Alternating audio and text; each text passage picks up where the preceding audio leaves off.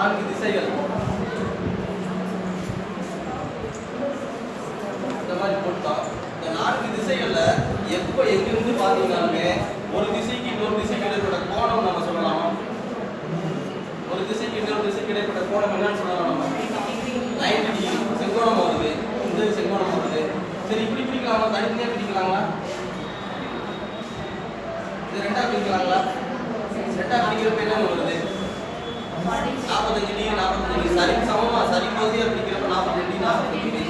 Teacher சொன்னாங்க 90 degree வச்சு 50 degree 40 degree அது அளவுகளை வச்சு தனித்தனியாக நம்ம காமிக்கலாம். ஒரு 90 டிகிரி இப்படி இருக்குன்னா இதில் 45 டிகிரி 40 டிகிரி வைக்கலாம், 50 டிகிரி 50 டிகிரி வைக்கலாம். அது வேற மாதிரி போகும். நம்ம கோணங்கள் மட்டும் பார்க்கணும்னா இப்போ 90 டிகிரிங்கிறது என்ன கோணம்னா செங்கோணம்னு சொல்லலாம்.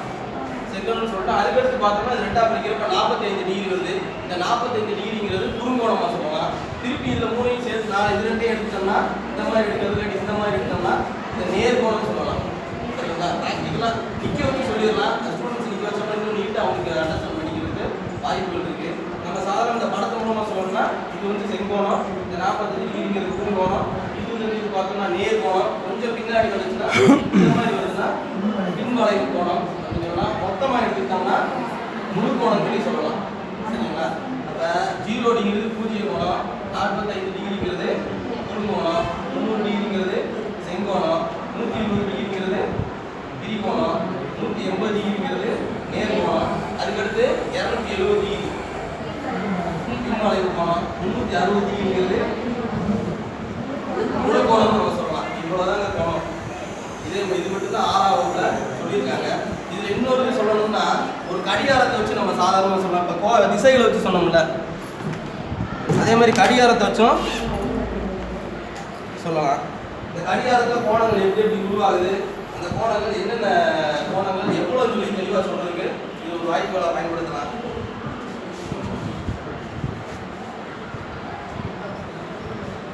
இதில் வந்து டீச்சர் இப்போ 12லையும் 3லையும் வச்சு டீச்சர் ஒரு ஸ்டூடெண்ட் எடுத்துருங்க. 12லையும் 3லையும் வைக்கிறப்ப என்ன கோணம் உங்களுக்கு உருவாகுதுங்க? செங்கோணம். செங்கோணம் உருவாகுது. இதே இது 12லையும் 6லையும் வைக்கிறப்ப என்ன கோணம் உருவாகுது? நேர்கோணம். 12லையும் 5லையும் வைக்கிறப்ப விரிகோணம். 12லையும் 8லையும் வைக்கிறப்ப பின்வளைவு கோணம். திருப்பி 12 12 வைக்கிறப்ப ரெண்டு அதுல கொஞ்சம் விரிவா நம்ம சொல்ல வேண்டியது. அதாவது 12 12 ஒரு கோட்ல வைக்கிறப்ப சாதாரண வைக்கிறப்ப டீச்சர் சொன்ன மாதிரி பூஜ்ஜிய கோணம்னு சொல்லலாம். ஆனா திருப்பி சுற்றி வரப்ப எப்படி சொல்லுவாங்க? முழு கோணமா நம்ம சொல்லலாம். இது வந்து சாதாரண பிராக்டிக்கல் லைஃப்ல யூஸ் பண்ற மாதிரி நம்ம சொல்லியிருக்கோம். அதுக்கடுத்து இன்னொரு இந்த ட்ரஸ்ட் எக்ஸாம் எல்எம்எஸ் ஃபேஸ்ல ஒரு கொஸ்டின் இது பண்ண ஃபார்ம்ல சொல்றப்ப ஒரு கொஸ்டின் கேட்டேன். ஒரு கடிகாரத்துல மொத்தம் எத்தனை கோணங்கள், மொத்த கோணங்கள் எத்தனை? 360 டிகிரி. ஒரு கடிகாரத்துல ஒரு நம்பருக்கு இன்னொரு நம்பருக்கு இடைப்பட்ட கோணம் 30 டிகிரி. அதை கொஸ்டின் கேட்டிருந்தாங்க. அதே மாதிரி இங்க பார்த்தீங்களா திசைகள், ஒரு திசைக்கு இன்னொரு திசைக்கு இடைப்பட்ட கோணம் 45 டிகிரி. அதை தனித்தனியா ஒவ்வொரு தான் நம்ம ஆட் பண்ணி கூட கேட்டுக்கலான்ற மாதிரி ஒரு கொஸ்டின் கேட்டாங்க.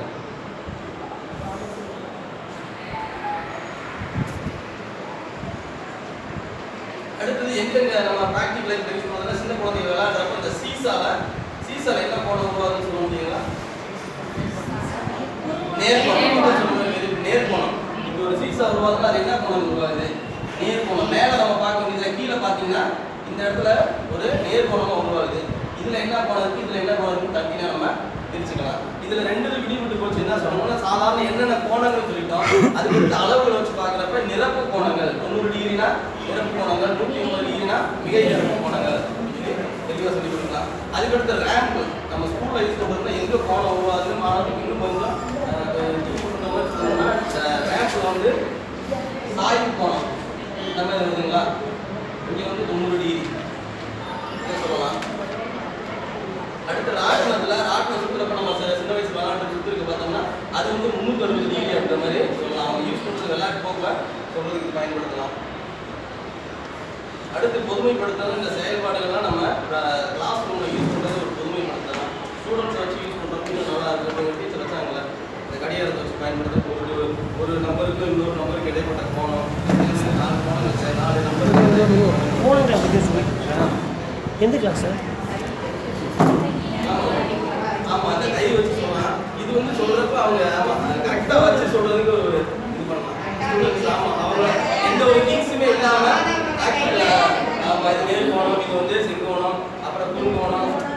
டீச்சர் சொல்ற மாதிரி சல்யூட் அடிக்கிறப்ப என்ன கோணம் உட்காந்து ஒரு கோணம், கை நீட்டிட்டீங்க அப்படிங்கிறப்ப நேர் கோணம். இதெல்லாம் ப்ராக்டிக்கல் சொல்றதுக்கு வாய்ப்புகள் அதிகமாக இருக்கு.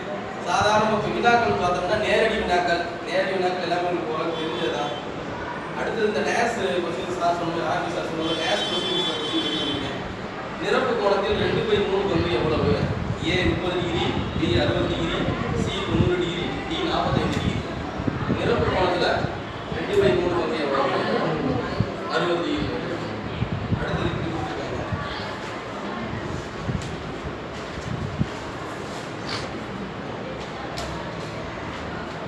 இதில் வந்து AOB angle AOB angle BOD கோணங்கள் என்ன நம்ம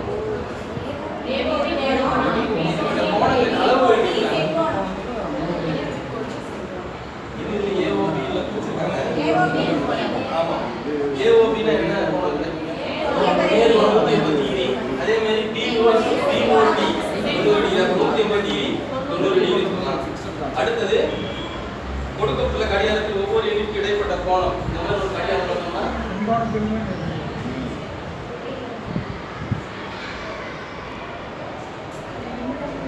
இந்த 2 எண்களுக்கு இடைப்பட்ட கோணம் 30 டிகிரி. அதே மாதிரி 12 இருந்து 5 வரைக்கும் இருக்கிற எண்களோட கோணங்களின் எண்ணிக்கை எவ்வளவு சொல்லலாம்? அப்புறம் சீசா பார்த்தீங்களா? சீசால ஒரு கோணம் கொடுத்தாங்க 110 டிகிரி, அடுத்த கோணம் 70 டிகிரி.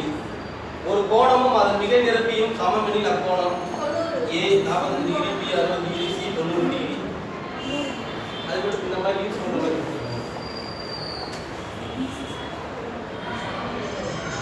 இந்த மாதிரி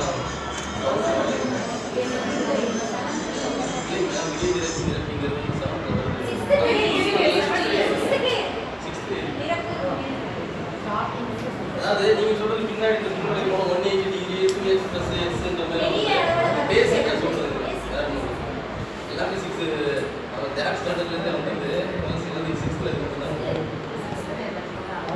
சரி, அடுத்து ராட்டினத்தில் மொத்த கோணமில் கால் பங்கு. ராட்டினம் பாருங்க, ராட்டினத்துல மொத்த கோணத்துல கால் பங்கு 90 டிகிரி.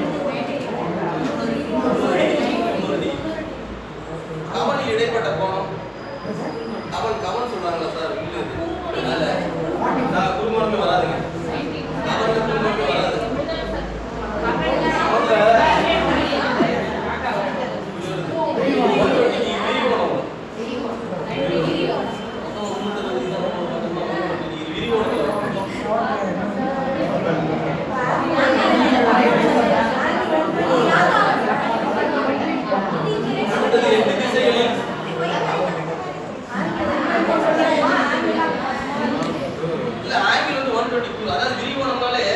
பாத்தீங்கன்னா விரிகோணம் அதுல என்ன டிகிரி வருதுன்னா 120 டிகிரி தான் வரும்.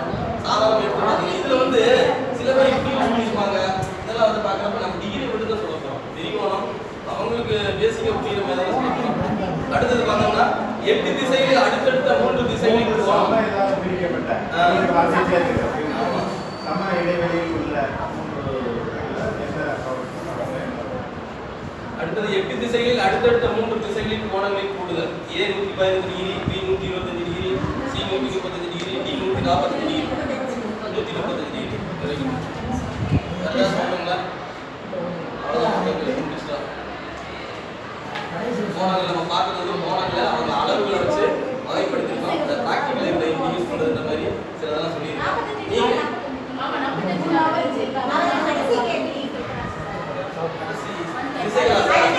திசைகளை வந்து பாருங்க, என் திசைகள் 8 திசைகள் சொல்ல 4 திசைகளை பார்த்தோம்னா நம்ம 3 நாள் மொத்தம் 270 டிகிரி வந்துருது.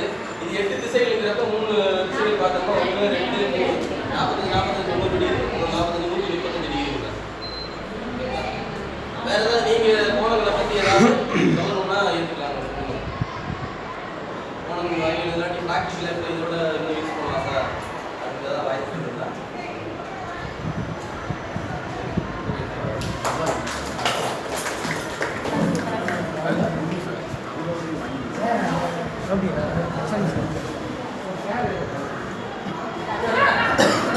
சார்